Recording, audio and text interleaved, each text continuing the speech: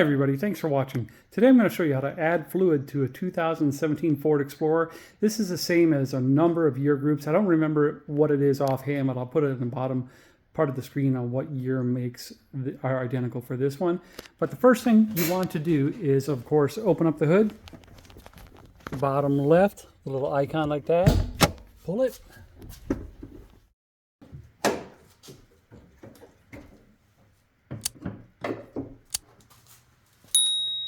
Okay, facing the engine bay, you see this white plastic bit in the background. That is your brake fluid reservoir. I'll zoom in so we get a better view.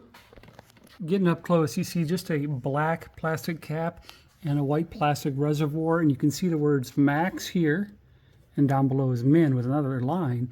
That is, of course, your max and minimum fluid level. For opening this really only turns about a quarter of a turn. You just have to press down a little bit and twist. And that's it. That's the entire motion of turning. And you can see why, because it's got those grooves on the lid. Set this where you'll find it. And then because it's over here, right next to the top of the hood cover, you might have to use a funnel to get in there and just watch the side between the max and min is your goal.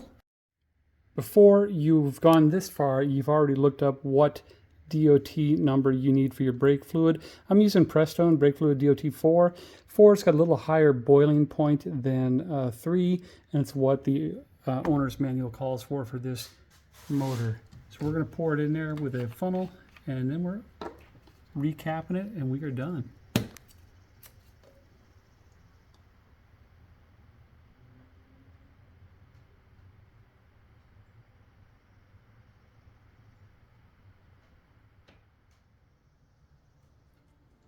Once you've verified it's between the fill or the max and min line, go ahead and put your cap back on. Again, it twists about a quarter of the turn. There you go.